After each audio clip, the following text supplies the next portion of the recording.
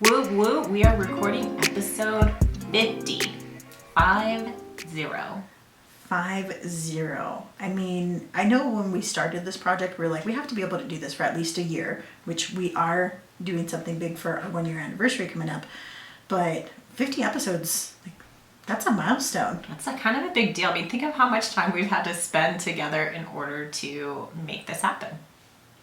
I feel like you're trying to imply something there. No, I am definitely implying it. No, but I'm really excited because, 50 is a huge milestone, which is why we've decided to kind of take the opportunity on this episode to talk about some milestones that we're currently experiencing at the moment. Yes, some personal milestones and, dare I say, some pivotal moments. That one's for you, Neil. Yeah, that one's for you. Enjoy that one. But yeah, so we're going to talk about these pivots because we realized as we were going through these life changes ourselves that we needed to fill you guys in on it. So if you follow us on social media, you may have seen some of these things, but I know for sure that at least one of these things you have not seen because my girl Melissa has been keeping it under wraps. Yeah, I have not announced it yet, but obviously this episode's going to change that. This episode is changing it, but it's because of the work that we have done with the podcast on ourselves that has led to, I think, all of this. So I'm really excited about it and just being able to share that with our audience. And yes, I've had to spend, at least 50 hours with Melissa. Probably more. Way more. I mean, way more. Way more. So, but it's not a bad thing. And I also had a chance to spend this time with Ron too because, our friendship got, I don't want to say derailed, but distance creates distance. Mm-hmm. And so, but we've always been tight. And so it's like, oh, you know what? This is better.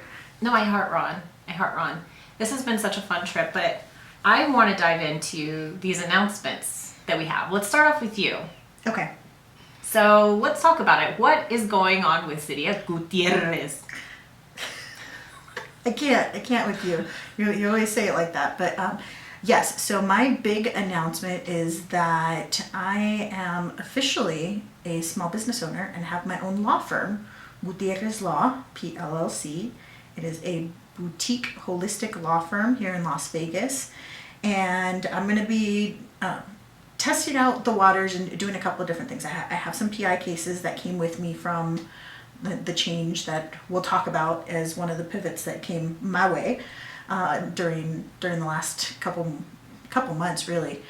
And then there's going to be a consulting component to that because I really like teaching others and I have a lot to teach when it comes to the law and how you can do things better in civil litigation, how you can do things in PI cases, things like that. So I'm really excited about playing with that and developing it and seeing, where the need is and what people, want help with.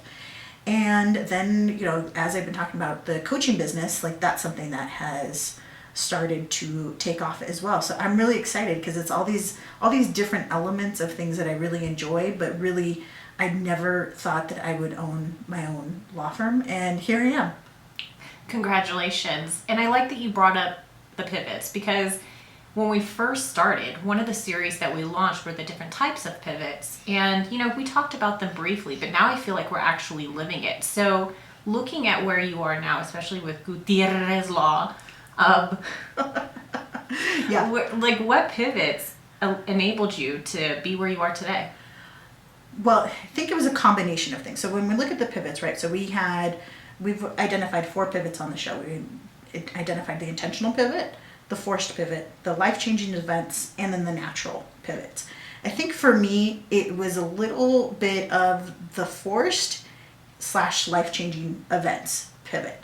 Because I feel like there's definitely things that happen there, but in the life-changing event, the overlap with being forced is, one way of looking at what happened with the firm that shall not be named is that they fired me and they terminated my contract. And so I wrote a very, I think, profound blog post on it. I was mentioned, so I thought it was fabulous. Yes, it's very well written. I've gotten lots of compliments about how Melissa is one of my ride or dies, and people being like, oh my God, I want to meet her. She's so amazing. And I'm like, can you not? And then I turn around and tell her because, I have to. But what was that experience like for you? Because I know, when you called me to tell me that this was happening, that your contract was getting terminated, I mean, mine was like, what the? But how was that like for you? It was one of those things where I felt like I needed to be a certain way, and the sense I was getting is like, you need to be grounded and you need to be stoic, and you just need to just keep your head up. Like, do not give them the satisfaction of crying at work. Stand up for yourself, do what you got to do. And that's what I did. So, I go in, and I talk about this in the blog post, so I won't belabor it too much here, but basically I go in on a Friday morning expecting to have a meeting with one of the partners, and instead the brand new HR director, who's been there like a month, maybe a month and a half, it gets called in and calls me up and is like, hey, we need to talk before your meeting. It's like, okay.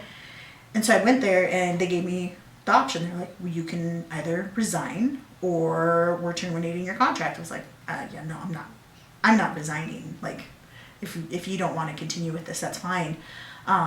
But I just even felt that in that moment of just being there, it's like, no, I'm gonna stay true to my values. And for me, honesty is a big one. And you don't have to be mean about things. You can just say, I'm not comfortable with this. And one of the things they wanted to do was pack up my office for me. And I was like, no, that's not going to happen at all. Because I didn't feel comfortable with them basically handling my things in a way that I thought would be appropriate. And because I know that they have done things before where, like my degrees got broken. In fact, while we were looking around to make sure I didn't have anything else in the building, we found like a stack of degrees that had been totally broken and were, cracked. And it's like, I know these are pieces of paper, but like they belong to people, and they belong to the people. And, in this case, the ones we found were some of the founders of the firm. Was like, this just feels disrespectful. Mm-hmm. And so it definitely felt like I needed to be a certain way. And then what I realized as I, quickly got in to see my therapist, guys, because it's definitely one of those events that I needed to go unpack with not just my friends, but also with a professional.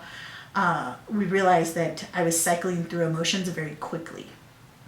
And so my assignment has been to try to identify exactly what I'm feeling. And so I've got this color wheel, which we'll post on our Instagram for you guys to see, where basically you can identify the core emotion that you're feeling, and then you can continue out in the wheel and figure out specifically what you're feeling. Like anger could be that you feel angered because you were humiliated or embarrassed. Sadness could be that you're feeling depressed or that you're feeling lonely. Like there's more specific emotions there, and I was just cycling through them very quickly for probably about the first week or so. At this point, I can talk about it without getting angry. Congratulations. I know, you still get angry. Oh yeah, no, I get angry for you. But I mean, so you have this forced pivot that was brought onto you, but even before that, you had an intentional pivot. I mean, because you started taking these CTI courses, you had intentionally wanted to be making shifts in your career. Can you talk a little bit about that and why you decided to pursue coaching? Yeah, so I think with the intentional pivots, that's a great point. It was a buildup. So as I was starting to decide, yeah, you know what, I'm going to go down this coaching route, I found such a benefit with working with my own coach, Kevin Delamont, and I just saw the power in it, and knowing, hey, I could do this and I could actually help other people in this process. And so I started being very deliberate at the beginning of the year because part of what had happened, and I talked about this in our BDE episode, I went into a meeting and they decided to change the structure, and they made us all independent contractors. And so that was like the first kind of catalyst, and I would say that was definitely a forced pivot, because I was either going to go out on my own in January and figure it out, or I was going to stay with the firm. And so I ended up staying with them and trying to make it work as it would.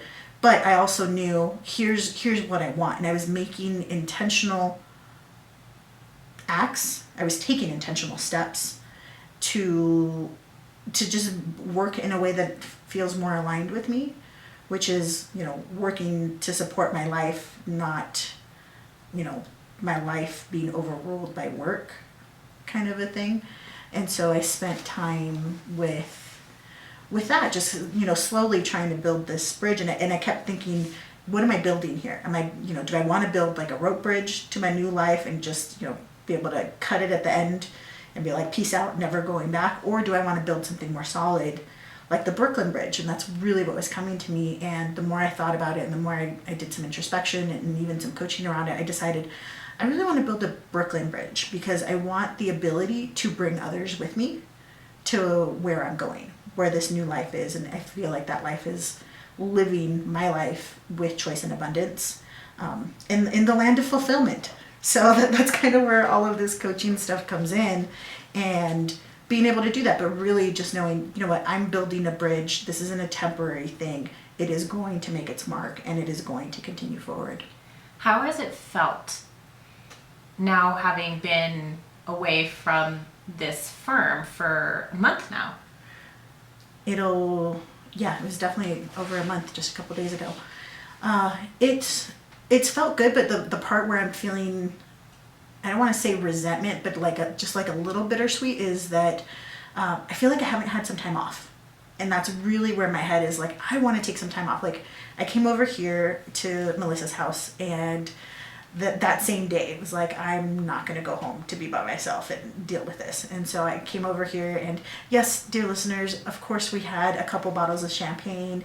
It might have turned into 3, and Matt might have picked my drunk ass up. That's totally understandable.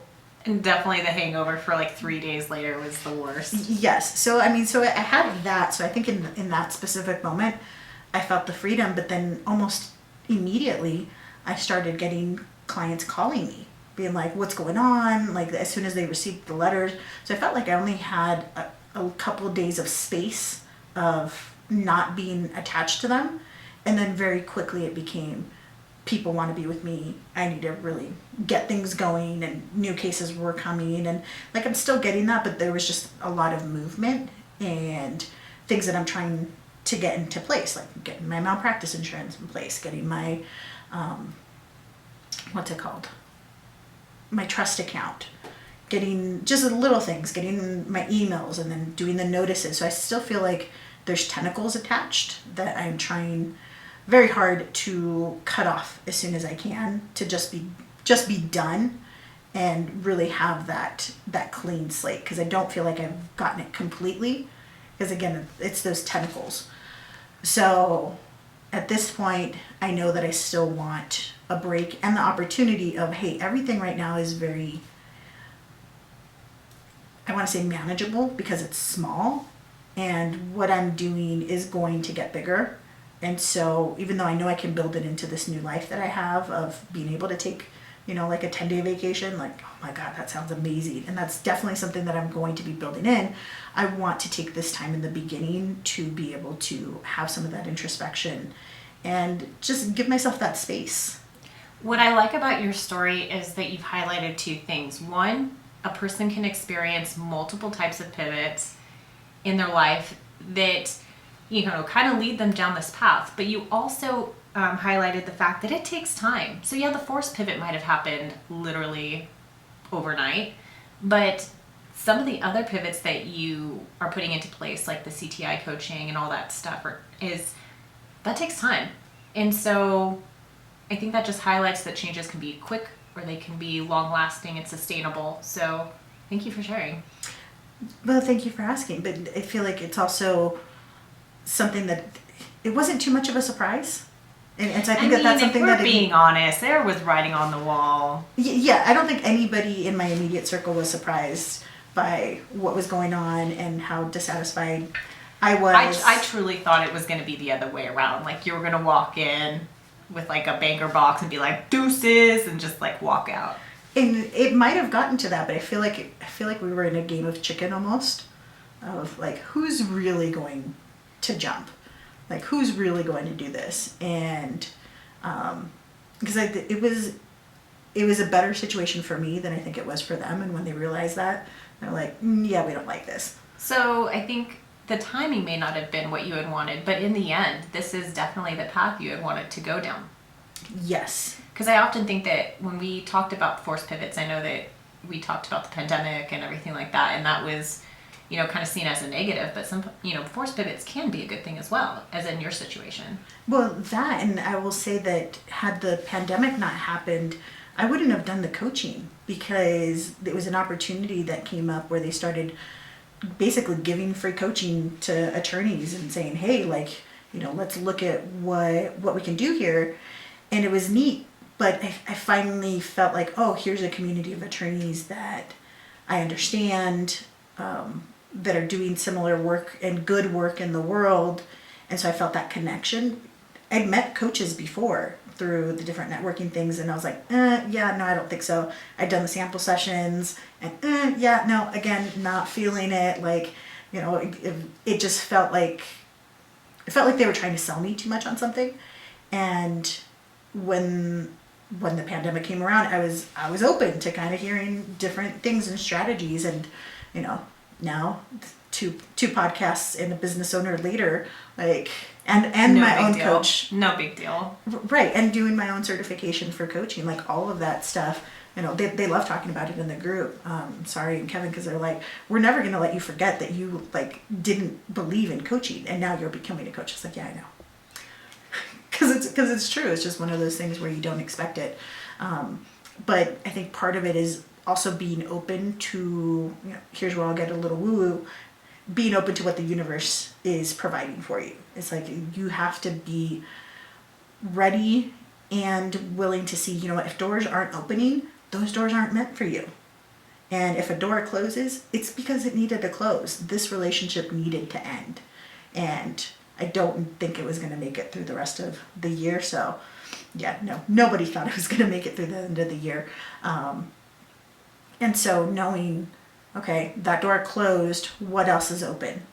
Sometimes a door closes and a window opens. Like I've heard that saying. I was like, oh, okay, I get it. But now I feel it a bit more, and I feel like I can relate to others in a different way of just, like I don't feel like a failure, but I feel like that's something that a lot of people may feel. Like I felt bad there for a little bit, and, definitely asked Matt probably about 100 times, are you disappointed? And he's like, can you stop asking me that question? Like, no, of course I'm not disappointed. It's like, okay, are you sure? Are you sure? It's like, do you not realize you asked me that question like 30 times last night? It's like, nope, I was very drunk. Yes, we were. But I think, do you feel that had you not put in the work, I mean, we talk about therapy here on the podcast. This podcast also serves as a wonderful healing outlet that would have maybe provided you the strength or encouragement to kind of pursue some of these avenues. I mean, because it's taking a risk, right? Being a business owner, being a coach, all these things are taking a risk. But what allows you or enables you to move forward? Self-confidence more than anything, and really knowing, well, I wouldn't even say more than anything, self-confidence and knowing that I have a very supportive community between you and Matt, and just overall the love and support I feel in even the local Las Vegas bar community has been really, really touching. And just knowing this is something that I could do, and it's something that I want to do in a way that I haven't seen done before, where I can have my practice not be my whole life. I want it to be a part of my life and be able to experience these other things. And my vision that I'm holding for myself is that I'm going to be much, much bigger than my law firm. And part of that's the big personality, but part of it is just knowing what I have to say goes beyond the law. What I know we're tying things back to previous episodes, but I also want to come back to the episode of the intentions, the positive intentions that we set at the end of 2020. And I just remember we created these bracelets, and we had our, intention for the year, and yours was to play big. And I remember when we were kind of talking about like the different avenues that you had thought about pursuing, and you're like, should I? I'm like, sis, like it is like on your wrist, it says play big, and branching out and creating Gutierrez Law is playing big. It is. And what's really cool about those bracelets, it's the My Intent organization puts them out, and I bought the kits, and I've made a couple of those bracelets. But Part of it is when you set the intention of what you want, what they say happens is if the bracelet falls off on its own, it's because it's coming true. And I've had these bracelets before. When first I got them for like self-love. Like first they said like I'm allowed to be uniquely me and I love myself. Just the things that I was trying to work on to have that reminder on. And right now I don't have any of the bracelets on because my Play Big bracelet fell off on its own in about like March or so. Are you serious? Yeah, it totally fell off on its own. And it's the first one of these bracelets that I've ever made that has fallen off. So I'm like, okay, universe, I hear you. I hear you. I'm willing to accept and take charge of the abundance and the opportunities that are coming my way. It's amazing how the universe speaks to you. It's just whether you're open enough to listen and to receive it. Exactly. But at this point, we've got plenty of time. Oh, okay. Because I just want to make sure. Listen, listeners, this episode's going to be a little bit longer because it's episode 50 and these things matter. So at this point, though, we're going to switch gears and talk about Miss Melissa's announcement. Well, okay. So before we get to the announcement, I, like you, have gone through some pivots. Mm-hmm. And I found that I actually went through all of them. All of them. Because I gotta be an overachiever. I can't just do one or two like you. I gotta do all of them. You do have to do all of them. All right, so walk us through. What are all of the pivots that have happened? Okay, so the first one was the intentional. And so prior to the pandemic, I'm just gonna say this is the first time actually ever announcing this part, about 6 months prior to the pandemic, I was really unfulfilled at my job. Mm-hmm. And I wanted to make sure that as COO that I gave my boss enough time to find someone to take my place. And it wasn't the culture or anything like that. I love the work I do. I just, at that point, didn't feel like I was being challenged. I felt very overworked. And so I connected with a resume builder. They made me sound like a badass. You are a badass. And so I basically told my boss, I will do 6 months, not only to provide her enough time to find someone to take my place, but also I had a contract with a client that I wanted to see through. Mm-hmm. So she agreed. And so my 6 months was actually March of 2020, like the time the world was ending. So I remember was it really the 6 month mark? Yes, because I had put my 6 months in September of 2019. So then March of 2020 comes around and I'm thinking well, shit. now what do I do? And so fortunately, I've been able to continue to work with the center and things have changed, which I'll explain in a little bit. But obviously the forced pivot was the pandemic. And so for those keeping track at home, that is number 2. Yes. Okay. So I remember my boss and I were talking about the company, and at that point, all of our trainings were offered in person. Mm-hmm. And I remember she turned to me and she's like, Melissa, what do we do? And I remember just kind of looking at her blankly and just saying, well, we either go virtual or we go under. So not only was I fighting to save my job, I'm fighting to save the company because now we have to quickly move all of this stuff online. So that was terrifying. But what was terrifying about it?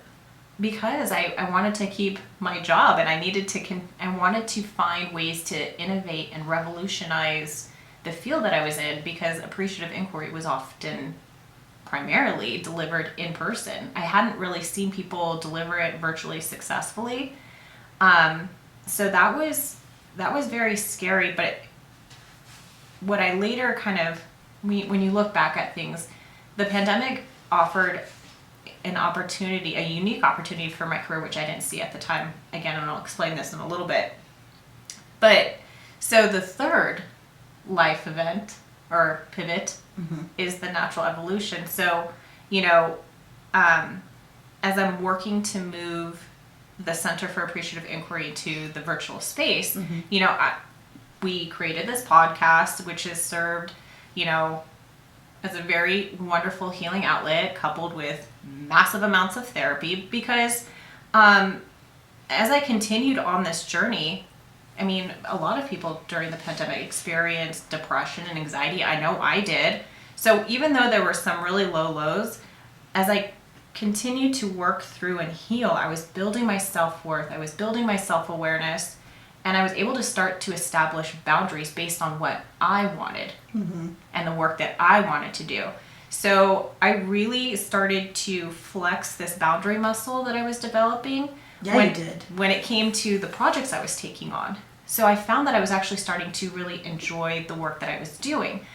What was interesting though too is when I was considering leaving the center, I started buying equipment, video cameras, microphones, ring lights, because I knew that I was a really good consultant and I wanted to build up my personal brand. I didn't know what that looked like or what that meant at that time. So I had all this stuff here. And so during the pandemic, when we're moving everything into this virtual space, I started to kind of playing around with like video editing, which, if you've watched our YouTube videos, that's real amateur. I don't really spend too much time because, I have a job, but I started playing around with it. And as I've been working on various projects with the center, I've interacted with colleagues that have asked me, hey, Melissa, would you be interested in collaborating on this project with me? Would you be interested in doing some video editing for us, or some content creation, or some graphic design? And so I've never marketed myself as a content creator, but that's how others are seeing me. And because I'm one of the youngest in the field, I feel like a lot of people in the field that I'm working on in Appreciative Inquiry are coming to me and asking me for this. So it's been wonderful. Well, and let's pause there for a second, because part of that has to do with the exposure that you're getting in it, just being out there in the space, showing what you can do, doing things with the podcast. Like, all of this is related. So how does that feel? It feels really good. It feels really good, especially because the people that are reaching out to me are people that I admire, truly. And I find that, and you said it before, oh my God, you said it last night. What was it? It was, do what you want, what you need. Or no, go where you want it, not where you're needed. Yeah, I was interviewing somebody and they told me, go where you're wanted, not where you're needed. And that really is why, that really resonated with me, and it stuck with me, because the reason why I've enjoyed these collaborative projects is because I'm wanted there. And yeah, I can bring my gifts there, and I've really enjoyed the work. I find it's very fulfilling. And because of that, I'm getting a lot of business. And so, drum roll, is I have now launched my own creative digital marketing company called Pug Productions, LLC. Yes. I know. I want to yell, but I don't want to yell into the mic. That is so exciting. Congratulations. Thank you. I think I sent City a picture of me holding like my business license. It's been exciting. It's scary. But yeah, that was a life-changing event. I took on these projects. So that was number 4. I went through all 4 to get where I'm at. Yeah. How does it feel to be on the other side of 4 pivots since, September of 2019? I look at how I was, obviously, when I was putting in my 6-month notice. I was really disengaged. And it was because I was working on things that didn't feed me, didn't nurture me, didn't excite me. And what I've kind of learned about myself throughout this process is I didn't realize how visual I was. I always lived into this belief that I was analytical, and I am. I'm still very analytical. That I know. But I almost limited myself from experimenting or exploring other creative ways of expressing myself because, I'm analytical. I'm left brain. I'm not right brain. But in the projects that I've been working on, I use my right brain a lot. And surprisingly, it's stronger than I thought it was. And what I've been able to produce when I've allowed myself or given myself permission has been beautiful work. Well, not only beautiful, but funny. Like, you have a real gift, and you've said it many times, like, oh, I'm not creative, like, I can't come up with content, I can't come up with this and that. And I just hear, like, the limiting belief of I can't use my creativity, and yet there's so much evidence to the contrary. So, some highlights being the waiting for your best friend to show up video. A pivotal moment, Classic for sure. For sure, right? But then you also did that beautiful infograph that you did for the Center of Appreciative Inquiry that's gotten you a lot of attention. And just overall, like, those are two examples that come to mind right now, but I know that there's so much more because you're constantly presenting, like, here are different things that we could do. What if we did it this way? And it really does feed into my growth mindset because I'm always looking at how we can do things, because in marketing, nothing ever stays the same. I mean, with the way that technology is, you have to constantly be open to new ideas, new technologies, new ways of doing, which has also allowed me to practice that relinquishing control that we've talked about in previous episodes. So, just kind of being open to experimenting. And there have been times where I failed. I'm like, oh, that took a long time and this looks like shit.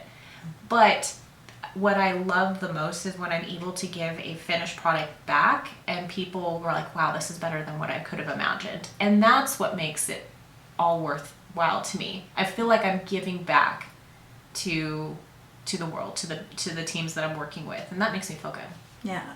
No, it sounds like it, but you also know that the next time you do something, you're going to be faster, better, you're going to come up with something else, and that you just keep getting better each step along the way. That's pretty awesome. I like it. Of the pivots that you've been through, since you have touched on all four of them, which one would you say has had the greatest impact on you? I would say probably the natural evolution, because I don't think that I would be where I'm at today in terms of, Pug Productions LLC if I didn't have that self-worth, if I didn't have that self-awareness, or if established those boundaries, because I've already turned down clients that I just, either the vibe wasn't right or I just wasn't enthused about the project.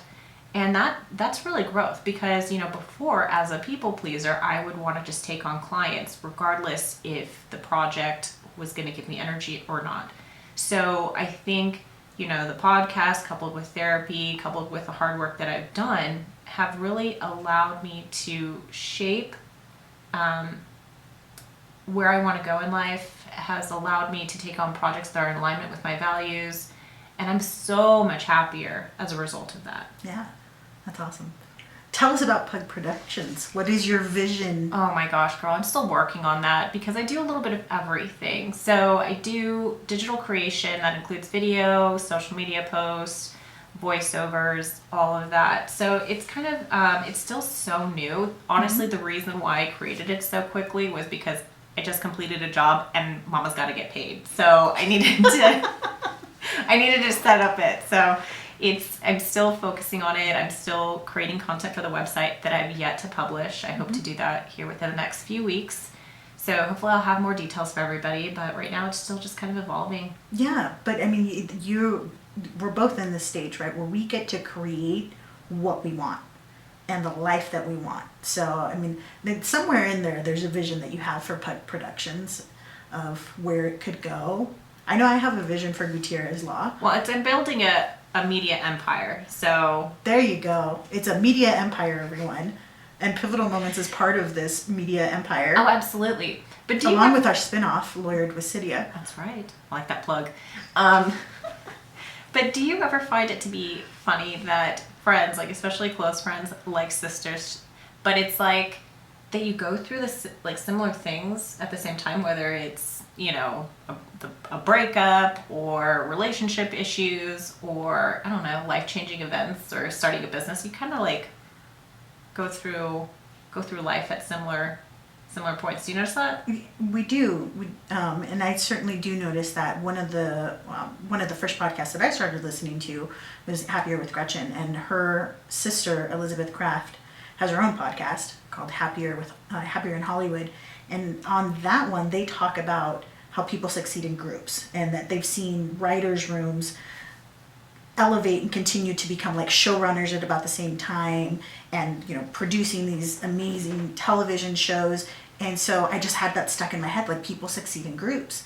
And so, we're a group, right? Like we have our group of friends, if they're all getting fit together, like, yeah, we're all getting fit together, right? And so I think part of it is this, again, I get a little woo-woo, that vibration that you're putting out there, right? And so you're putting out this vibe of like, hey, I'm going up. I'm on the escalator going up, on that elevator, up to the penthouse, whatever it is. it's not a surprise to me then that other people who are doing the same things with you are going up. Now, this is where some people get left behind because they don't want to do the work. They don't want to evolve and grow, and that's okay. You don't have to do it, but you have to understand that that's a choice. And so us having these changes happen at about the same time does not surprise you. Does not surprise me because we are succeeding in groups, and it's my benefit benefits you, your benefits benefit me, and like we all help each other and we help society as we continue to grow and show the possibilities of what can be. So I'm excited about all of it. I'm super excited for you in Pug Productions. Oh, thank you. I'm super excited for Gutierrez Law. We have some exciting things, but even for our listeners, just want to say thank you for sticking with us through this and just knowing that these changes are good for everybody. So we're really excited. We want to hear from you.